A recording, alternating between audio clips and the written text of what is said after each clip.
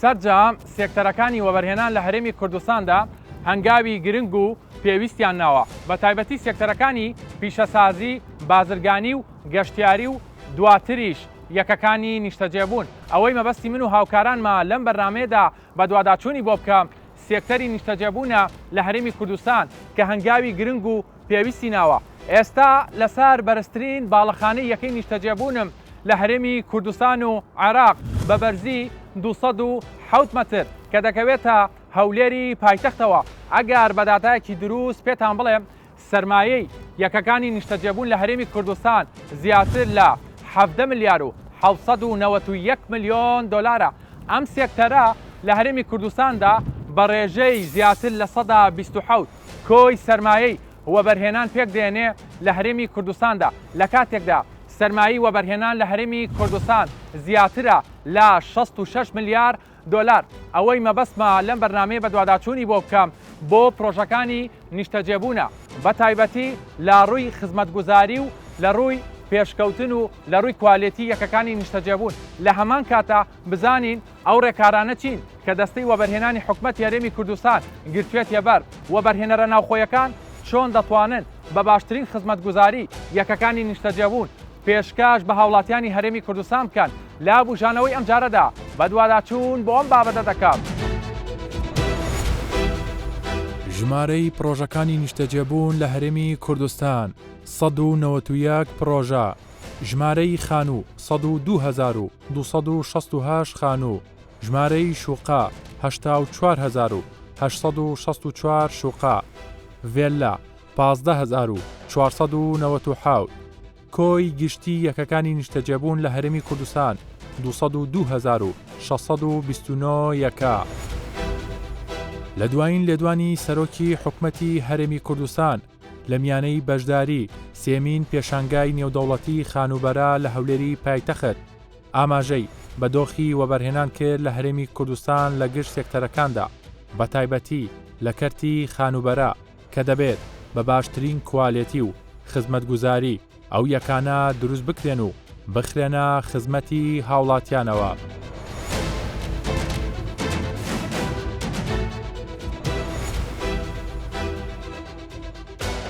بەڕێزان، ئەم پێشانگەیە کە ئەمڕۆ بینیم بە حەقیقەت زۆر دڵخۆشی کردم، چونکە بیستم لە زۆر لەو خەوان پرۆژانە و وەبەرهێنەرانەی کە بەشدار بوون لەم پێشانگانە باسییان کرد کە توانایی ئەندازیاری زیاتر خۆماڵیە.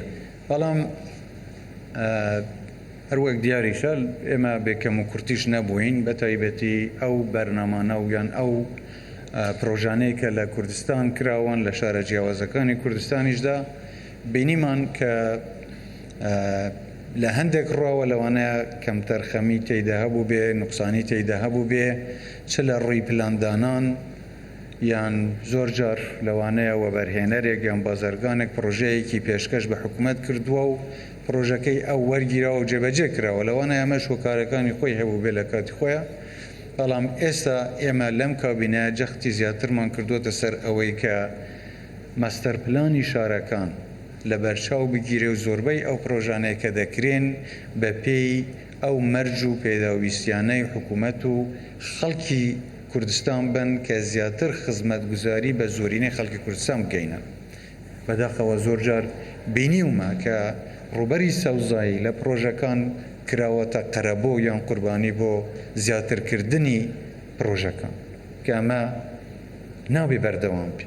من حتا لەم پرۆژەی کە ئەمڕۆژ سەردانی هێندە لە پرۆژەکانم کرد بینیم کە خانووەکان زۆر لە یەک نزیکن و هیچ مەجالێک بۆ ڕوبەری سەوزایی یان نەفەسکێشانی تێیدا بەرچاو نەکراوە. ئەمە ئەبێ گۆڕانکاری بەسەردا بێەوە. داواش دەکەم حتا وەبەرهێنەرانەی کە دەستیشیان کردووە بە پرۆژەکانی خۆیان ئەمە لە بەرچاو بگرن، وانە بێ قانونێکی زیاتر مانای ئەوە نییە سیما و ژینگەیەکی تەندروستتر دروست دەکرێت. ئەبێ حسابی ئەوە بکرێ هەر چەند خانوو دروست دەکرێ ئەبێ سەوزاییش لە بەرچاو بگیرێ و جگەلەوە ئەبێ خزمەتگوزاریش لە بەرچاو بگیرێ، ئەبێ هەموو مەرجە تەندروستیەکان لە بەرچاو بگیرێ. یەکێک خاوەن پێدەویستی تایبەتە بێ حسابی ئەوە بکرێ چۆن بتوانێت بگاتە باڵاخانەیەک، چۆن بتوانێت بگاتە شوێنێک کە پێویستی پێێتی. دەستپێکی هەر پرۆژەیەکی نیشتەجێبوون لە هەرێمی کوردستان هەڵسەنگاندنی تەواو بۆ پرۆژەکە دەکرێت لەلایەن لیژنەی تایبەتی ئەندازیاریە و دواتر پەسەندکردنی نەخشەی پرۆژەکە. ئەو کات ڕێگا بە دروستکردنی ئەو پرۆژەیە دەدرێت، بەڵام تا ئێستا بەشێک لە پرۆژەکان لە ئاستی پێویستدا نییە. دەمەوێت ئەم پرسە لەگەڵ بەرپرسانی دەستەی وەبەرهێنان تاو توێ بکەم. ئێستا بە بەراورد بەو دۆخی کە لە ناوچەکانە ڕووەدا وڵاتانی دراوسێ عێراقدا ڕووەدات لە کۆمەڵی لایەنەوە دۆخی بازرگانی وەبەرهێنان لە کۆمەڵە شوێن وەستاوە. منم پرسیارە لە بەڕێستان بکەم وەکو بەڕێوەری کارگێڕی و یاسایی لە دەستەی وەبەرهێنان دۆخی وەبەرهێنان لە هەرێمی کوردستان چۆنە؟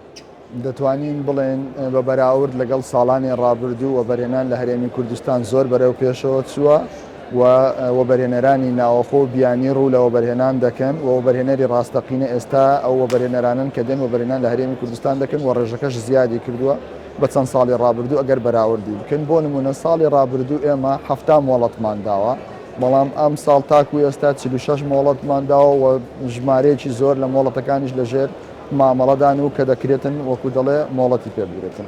ساڵی ڕابردوو 546 پرۆژە وەکو دەڵێ پەسەند کراوە، بەڵام ئەم ساڵ 324 پرۆژە پەسەند کراوە، واتە ئەو 324 و 546ەکەی ساڵی ڕابردوو هەمان بەشێکی زۆریان لە ژێر مامەڵەدان دەکرێت لە چەند ڕۆژی داهاتوو یان لە چەند مانجی داهاتوو ئەوانەش مۆڵەتیان پێ بدرێ و بکەونە کار.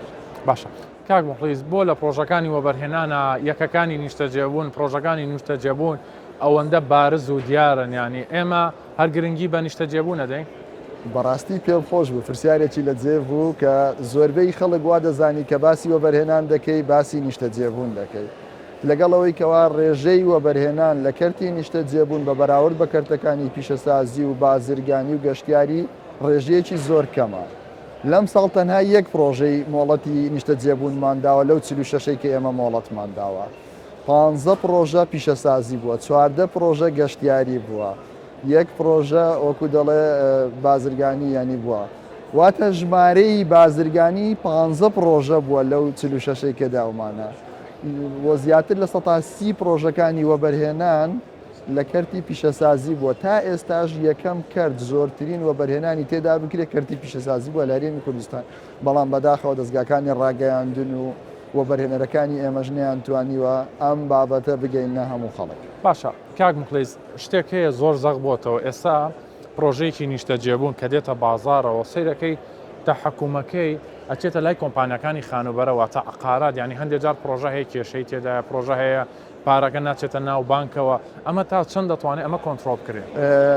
ئێمە ڕێنماییمان دەرکردووە بۆ ئەوەی کەوا هیچ وەبەرهێنەرێک لە بۆی نییە یەکەکانی نیشتەجێبوون بفرۆشی تا ڕێژەی 100 ئەنجام نەداتن، واتە دیار نەبیتن و دوای ئەنجام 100 ئەنجامی دەتوانیتن گرێبەستی کڕین و فرۆشتن ئەنجام بداوە بە هەموو وەبەرهێنەرەکان و ئاگادار کراونەتەوە کە ژمارە ئیسابی هەیە، دەکرێت کڕیارەکان ڕاستەوخۆ پارەکانیان بخەنە ئەو ئیسابە بۆەوەی لە داهاتوودا ئەگەر کێشەیەکیان هەبوو ئەو پارێ لەلایەن بەڕێوەبەراتی گشتی وەبەرهێنانی پارێزگاکان وەکو سلفە پێیان دەدرێتن بە وەبەرهێنەرەکان بە ژێرەی ڕێژەی کاری ئەنجامدانی پرۆژەکانی. واتە ئێمە هەموو دەستگاکانی ڕاگەیاندنمان ئاگادار کردوێتەوە لە ڕێگای وانیشەوە نووسنگەکانی کڕین و فرۆشتنشمان ئاگادار کردوێتەوە کە هەر کەسێ ئەو کارە بکاتن بە دەستەڕۆکردنی هاوڵاتیان هەژمار دەکرێتن، بەڵام هاوڵاتیەکان دۆخیان پابن نابن و ناچە لە بۆ قازانج لەبەرەوەی وا هەز دەکەن کە قازانجێکی تر دەکەن لەبەرەوە ئامادەنە مخاتەڕە یانەوە بە پارەکانیان بکەن، بۆیە ئەوەش لە هەموو شوێنێک واردە و دیسان تەکید دەکەینەوە کە تەکیدمان لە هەموو وەبەرهێنەرەکان کردوێتەوە و لە نووسنگە ئەندازیاریەکانیشمان کردیتەوە و لە نووسنگەکانی کڕین فرۆشتنیش. ئێستا یەکەکانی نیشتەجێبوون پێویستیان بە ڕێخستنەوەی زیاتر هەیە لە هەرێمی کوردستان؟ ئێمە بەردەوام ڕێنمایی باشتر بۆ تۆکمەکردن لە ڕووی کوالەتی لە ڕووی جێبەجێکردن لە بۆەوەیەکەوە پارێزگاری لە مافی هاوڵاتی کڕیارەکان بکەین. ڕێنماییەکانی خۆمان هەمیشە بە شێوازە کردو بۆی نەتواندرێت دەستەڕۆی هاوڵاتیەکان بکرێتن و فێڵیشان بێت. شێوازی فرۆشتنی یەکەکانی نیشتەجێبوون لە هەرێمی کوردستان خان و ڤێلا گرێبەستی یەکەم بە ڕێژەی 120 پارە لە کڕیار وەردەگیرێت. دوای تەواوبوونی هەیکەل بە ڕێژەی 120 پارە لە کڕیار وەردەگیرێت. دوای تەواوبوونی یەکەکە بە تەواوەتی بە ڕێژەی 130 پارە لە کڕیار وەردەگیرێت. پارەی ماوە بە قیستی مانگانە بە ڕێژەی 130 هاوڵاتیەکە بە شێوەی قیستی مانگانە دەیدا. شوقا گرێبەستی یەکەم بە ڕێژەی 115 پێشەکی پارە لە کڕیار وەردەگیرێت. دوای تەواوبوونی شوقەکە بە ڕێژەی 120 پارە لە کڕیاری شوقەکە وەردەگیرێت. دوای تەواوبوونی شوقەکە بە تەواوەتی بە ڕێژەی 130 پارە لە کڕیار وەردەگیرێت. پارەی ماوە بە قیستی مانگانە بە ڕێژەی 135 لە هاوڵاتیان وەردەگیرێت. لە هەرێمی کوردستان بەپێی دوایین ئامار بێت تاکو ئێستا بە ڕێژەی 133 هاوڵاتیانی هەرێمی کوردستان دانیشتووی پرۆژەکانی نیشتەجێبوونن. لە ساڵانی ڕابردوو بەشێک لە وەبەرهێنانی بیانی چەند پرۆژەیەکی نیشتەجێبوونیان گرتە ئەستۆ بەڵام نەیان توانی تەواوی بکەن.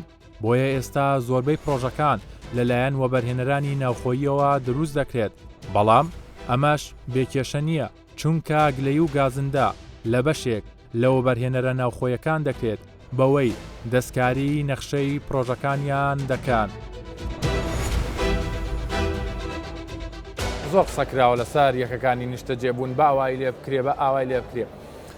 ئەم پەیڕەوکردنی یەکەکانی نیشتەجێبوون و دروستکردنی بەم شێوازە ئەمانگەێنێ بەکوێ؟ نیشتەجێبوون لە ماوەی دەستپێکردنی کە لە ساڵی 2006ەوە بە تایبەتی دەستی پێکردووە هەتا ئێستا لەسەر ڕێگایەکی تەندروستی واقعی نییە. جەنابتان باشەزانن ئێمە کە سەیرێکی سیمای شارە گەورەکانی کوردستانەکەین پرۆژەکان نیشتەجێبوون ڕنگدانەوەی زۆر باشیان هەیە. زۆر جار ئەم پرۆژانە کە چیتە ناو ناخ و مەناخی پرۆژەکانەوانەیە بە بەراورد لەگەڵ وڵاتانی دراوسێمانە بە تایبەتی تورکیا کە لێمانەوە نزیکە بەڕاستی کەم و کورتی زۆرمان بۆ دەرەکەوێت. وەبەرهێنەرانی کوردستان فاکتەرێکی گرنگن، کارکتەرێکی گرنگن لە ئەنجامدانی ئەم پرۆژانە.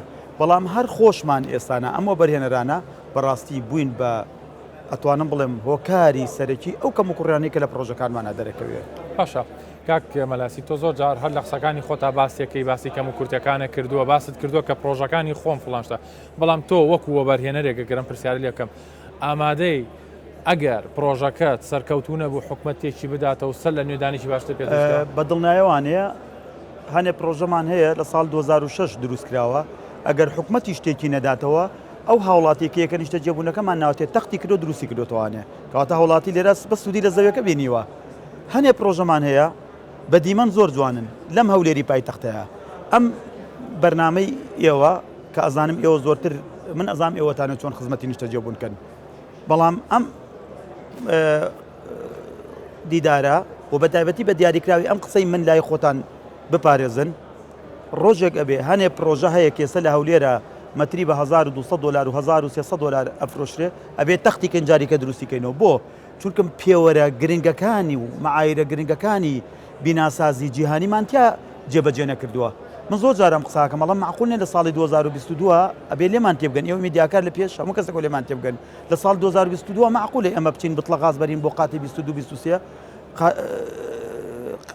دەرچەی ڕاکردن بۆ ڕزگاربوون لە حاڵتێکی نەئاسایی لە ناو ئەم شوقانەیە ئێمە نەدۆزینەوانێ خۆمان ڕزگارکەین مەسعەدەکانمان ئەو جۆرانە بێت کە کوژاوانێ بە نیم سەعات هەڵنەکرێتەوانێ بەڕاستی شوورەیە بۆ ئێمەی مستەسمیر ئێمەی وەبەرهێنەر ئەم پرۆژانە بە جۆرێ بنیادنین 5 ساڵی تر ئەم مستەسمیرە خۆی وجودی نەمێنێت لە شوێنێکی تر بیان 10 ساڵی تر بەڵام لە ناکاو کارەساتێک لە هەولێر دروست بێ ئەوە چیە وڵا پرۆژێکی نیشتەجێبوون لە هەولێرە ئاگری تێکەوتۆتەوە 50 کەستیا کۆتایی بە ژیانیاتۆ کە ئێمە ئەم نمونەمان هەیە لە ساڵانی ڕابردوو لە سلێمانی ڕوویداوە لە دهۆک ڕوویداوە بەداخەوە و ئەم نمونانەش کە ڕووەدا بەڕاستی لە وڵاتی ئێمە ڕووی نەدا وڵاتانی تر ئەم کارەساتانەتیانە ڕوویداوە بەڵام لەسەر بنەمای ئەوە هاتوون بنیاتی واقعی پرۆژەی واقعیان ناوە لە ناو وڵاتەکانیانە. نرخی یەکەکانی نیشتەجێبوون لە هەرێمی کوردستان خانوو بە شێوازی قیست 1 مەتر لە $500 تاکو $1400 خانوو کڕین بە شێوازی کاش بە ڕێژەی ١٠ کەمتر لە نرخی قیست. ڤێلا بە شێوازی قیست 1 مەتر لە 800 دۆلارەوە دەست پێ دەکات تاکو 1700 دۆلار. کڕینی کاش بە ڕێژەی ١٠٨ کەمترە لە نرخی قیست. شوقا بە شێوازی قیست 1 مەتر لە 550 دۆلارەوە دەست پێ دەکات تاکو 1200 دۆلار. کڕین بە شێوازی کاش بۆ شوقا بە ڕێژەی ١٠ کەمترە لە نرخی قیست. دیزایانی پرۆژە پێشفرۆشتن جۆرێکە و دوای تەواوبوونی شتێکی دیکەیە، بە تایبەتی لە ڕووی سەوزایی و ڕووبەری یەکەکان و خزمەتگوزاری پرۆژەکان. هەندێک جار ئەمە دەخرێتە ئەستۆی خاوەن کۆمپانیەکانی خانوبەرە بەوەی زیاد لە قەباری خۆی پرۆژەکە گەورە دەکرێت. ئەمەش لە پێناو قازانجێکی کەمی فرۆشیاردا بۆ ئەو کاتە ئەوەی دەبێتە زەرمەند تەنها و تەنها هاوڵاتیانە. بەپێی ڕێنمایی دەستەی وەبەرهێنان بێ ئەگەر پرۆژەیەک وەبەرهێنەرێک دەیخاتە بازارەوە دەبێت ١٠ دەی تەواو بکە ئەو کاتە ڕێگای پێدەدرێت بفرۆشێ. بەڵام ئەوەی دەبینین لە کوردستانە هێشتا ینی هیچ نەبووە 120 فرۆشتە پرۆژەکە لە کاتێکە هەندێک جار دەبینی و پرۆژان لە پڕ دەوەستن، ینی خەڵک پارێکی زۆری خسۆتە پرۆژەکان و بازرگانەکان و بەرهێنەکانیش ینی بازرگانیکەن و دەوەستن خەڵک زەرەر دەکە و چۆنی پارەکەیان گیر دەخوا. ئەمانە چۆن چارەسەرە بێ؟ چارەسەری ئەوانە دەبی بەڕاستی وەکو قانون لێ بگەڕێن وەبەرهێنەری ڕاستەقینە دیاربی و لەوەی وەبەرهێنەر نییە. خەڵکێکی زۆر هاتووە وەبەرهێنەر نییە، پارەی پێ نییە، هاتووە ئیجازەی وەرگرتووە و عارزێکی هیناوە و دەوێ ئیش بکاتن لە حەفری پارەی پێنامینێتن تەواو کاتن مەجبورە پارەی لە خەڵک وەرگرتیە کە پارەی لە خەڵک وەرگر ئەو جارە مەسائلی کاش دێتە ناو مەوزوعەکەی، یعنی شقە بە کاشە فرۆشی هێشتا ئیجازەی تەواو نەبووە، هێشتا یعنی قانونیان لۆی نییە بفرۆشی، دەبێ ڕێژەیەکی چاک دروست بکە ئەو کات. ئەو مشکلە زۆر زۆر گەورەیە، یعنی ئەتو دەبی مەجبوریشین ئێمە تعاملیشیان لەگە بکەین، یعنی ئیشیشیان لەگەر بکەین بەو شێوەیە. بەڵام ئەگەر قانونیان و ڕێکاری بەرامبەر بگیرێتە بەر لێ نەگەڕێ بفرۆشرێ ئەو کابرای و نمونەی دیارکەن مەسەلەی کوالیتی. ئێستا کوالیتی هەر پرۆژەیەک دێ باشترین باسی کوالیتی بۆ کە دێ ناو مەوزوعەکەی چ کوالیتی لە گۆڕێ نییە، یعنی مەشروع هەیە ئێستا تەواو بووە حەقی ئەوەیە بیڕوخین، حەقی ئەوەی هەیە ئەمن وەکو ئەندازیاری شارستانی مە پرۆژەمان زۆر زۆر جێبە توانای خۆم زۆر باشتر و چاکتر ئەبینم، ئەتوانم پرۆژە زۆر لەوە بە کوالیتی تر ببینم کەوان عەلەساس شەریکەی گەورە و شەریکەی زەخمن هاتینە ئیش بکەن. گوناحە یعنی بەهەدەردانە لە وڵاتی. باشە جاری وایە دەبینین لەسەر ڕووبەرێکی زۆر کەم، ینی ئەم هەموو باڵەخانانە بەرز دەکرێنەوە. ئایا ستانداردەکان لە هەر وڵاتێ بێ لە هەرێمی کوردستان لە عێراق لە وڵاتانی داوسێ ئەمە ڕێگا پێدراوە تۆ لەسەر ڕووبەرێکی کەم 5-6 باڵەخانە ببەی چۆن لەی هەور بڕی بکەیت؟ طبعا نەخیر، طبعا دەبی قانون هەیە، دەبی دیارە سەوزایی و نسبەی سەوزایی، نسبەی پارکینگ و دیزاین. شارێکی وەکو هەولێر تۆ دەی پرۆژەیەک لێ دروستەکەی 250 میلیۆن دلار کۆستیتی تێچوویتی، گوناحە ئەتو بە دیزاینێکی جوان دروستی نەکەی، بە کوالیتیەکی جوان دروستی نەکەی، چونکە بە سعرێکی چاچیش ئەفرۆشی، یعنی سعرەکان سعری خراپ نین. لە هەولێر یەکەی نیشتە جێبوون سعرەکانیان باشە، کابرا بە 1000 دلار ئەفرۆشرێ وەبەرهێن، بە 1000 ئەفرۆشی، بە 1200 ئەفرۆشرێ، بە 900 فرۆشرایە. ئەگەر مقارنە بکەی بە شارێکی وەکو سلێمانی وەکو دهۆک لەوێ بە 700 دلار ئەفرۆشرێ، بە 750 دلار ئەفرۆشرێ. لە هەولێر بە ڕۆژ یەکەم مەشروع خەڵاسەبی بە 600 ئەوانەی لۆ کۆستن، ئەوانەی یعنی کوالیتیان یان ئەویان کەمترە بە 700 دلار ئەوانە نامینێن بە ڕۆژ یەکەم ئەفرۆشرێ یان خستی درێژخایەنە. ئەوجا پێویستە کۆنتڕۆل بکرێتن، کۆنتڕۆلی کوالیتی، کۆنتڕۆلی سەوزایی ناکرێتن، دیزایانی ژۆرەوەش، دیزایانی شوقەکەش، یعنی ئەتوەچی چل تابقە 3 مەسعەدی دانەیە، کابرا سبەی ئەو بینێتە تەواوی ئایا ئەو 3 مەسعەدە بەشی چل تابقەکان نەخێر بەش ناکە، من دڵنیاتەکەم و بەش ناکە. لە ئێستا لە ژێر دروستکردن لە پرۆژە هەیە مەسعەدەکەی بەشی ناکات، بەس ئایا چۆن حساب کراوە چۆن حساب نەکراوە نازانم، چۆن جازەی وەرگتووە نازانم. زۆر باشە کاک زانە هەر لە قسەکانی بەڕێستانە باسیەوەت کرد لە هەولێر خواستێکی زۆر هەیە بۆ یەکەکانی نیشتە جێبوون. حەز ناکەی ئەمە لە پڕ ئەوەستێت، ینی زیاد لە حەد دروست دەکرێت، چۆن دەڵێ هەڵاوسانێک دروست دەکات لە کۆتاییە لە پڕ نرخەکان ئەوەستێ و نرخەکان بە ڕێژەیەکی بەرچاویان نەخوارەوە. کێشەی گەورە ئێستا هەر کەس دێت و ئیجازەیەکی پێ و عادێکی داناوە دەرێ من یەکەی وەبەرهێنان یەکەی نیشتە جێبوون دروست دەکەم. لە واقعدا ئەساسە چینی ئەو کابرایە توانای وەی نییە حەفرێک بکاتن، ئەگەر بێ جێ بدێ پرۆژە ئەو کەمیە زۆر ڕاستە ڕۆژ هەفتانە جێمان لێ ئەبێ پرۆژەی نوێ دێت بەڵام ئایا ئەوانەی خەریکن دروستێکن ئەو توانایان هەیە و مەشروعی تەواوکەن توانای دارایی کێشێ وە بەرهێنەرەکان ئەو توانایە داراییان نییە بێ پرۆژەیەشی سەتاسی تەواو کات و ئەو جە بیفرۆشی دەبی لە حەفرە بیفرۆشی کە لە حەفرە فرۆشی ئەو کێشانە دروستە بی پارێ حاڵە ئەوڵاتیانی شەڕۆ.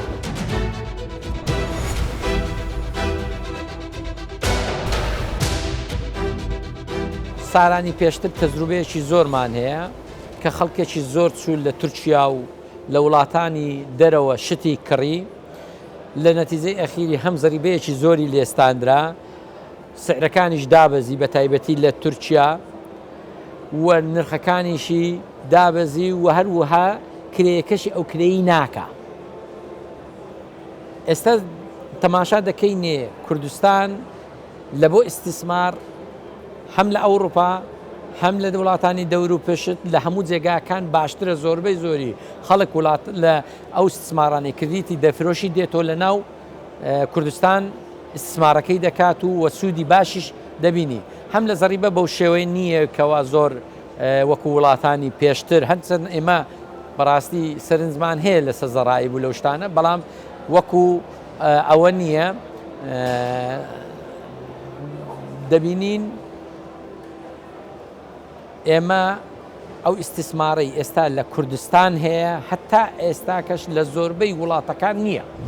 تەمان خزمەت گوزاری ئەوە دەگەڕێنەوە سەر حکومەت مەسەن ئەو هەموو پرۆژانە خاوەن پرۆژەکان پارەی خزمەت گوزاری وەردەگرن. اینجا هەیە زۆر وەردەگری هەیە کەم وەردەگری بەڕاستی هەندێک لە خاوەن پرۆژەکان هەنا ئەو پارەی وەردەگرن بەو جۆرەی ئەو خزمەتەی ناکەن. دەبێت حکومەت زیاتر زەخت بکاتن کەوا ئەو خزمەتە زیاتر بکرێتن. هەندێک لە خاوەن پرۆژەکان پێیان وایە ئێستاش ئەو پرۆژانە هەر خاوەن خانووەکانیشی خۆیتیان وانیە و پارەی وەردەگری ئەو دەست شەرت و شروط لەسەر خاوەن خانووەکان دادەنێ پارەیەکی زۆریش وەردەگری ئەو خزمەتەش جێبەجێ ناکە بەڵام هەندێک پرۆژەشمان هەیە بەڕاستی ئەمە دەستخۆشیان لێ دەکەین هەم خزمەتی باش پێشکەشەکەن و هەر نرخەکانیشان مام ناوەندیە. سێکتەرەکانی وەبەرهێنان لە هەرێمی کوردستان و سەرمایەکانیان سێکتەری بازرگانی سەرمایەکەی 4 ملیار و 877 میلیۆن و 923,724 دۆلارە. سێکتەری بانکەکان سەرمایەکەیان 776 میلیۆن و 97,661 دۆلارە. سێکتەری تەندروستی سەرمایەکەی 1 ملیار و 114 میلیۆن و 397,619 دۆلارە. سێکتەری پیشەسازی سەرمایەکەی 24 ملیار و 66 میلیۆن و 586,619 دۆلارە. سێکتەری خزمەتگوزاری سەرمایەکەی 298 میلیۆن و 194,693 دۆلارە. سێکتەری گەشتیاری سەرمایەکەی 14 ملیار و 924 میلیۆن و 309,324 دۆلارە. سێکتەری گەیاندن سەرمایەکەی 213 میلیۆن و 665,737 دۆلارە. سێکتەری گواستنەوە سەرمایەکەی 130 میلیۆن و 704,000 دۆلارە. سێکتەری فێرکردن سەرمایەکەی 995 میلیۆن و 360,550 دۆلارە. سێکتەری کشتوکاڵ سەرمایەکەی 1 ملیار و 64 میلیۆن و 607,454 دۆلارە. سێکتەری نیشتەجێبوون سەرمایەکەی 17 ملیار و 791 میلیۆن و 864,632 دۆلارە. سێکتەری هونەری سەرمایەکەی 18 میلیۆن و 784,467 دۆلارە. سێکتەری وەرزشی سەرمایەکەی 132 میلیۆن و 330,566 دۆلارە. کۆی گشتی سەرمایی وەبەرهێنان لە گشت سێکتەرەکان لە وەبەرهێنان لە هەرێمی کوردستاندا 66 ملیار و 403 میلیۆن و 826,461 دۆلارە.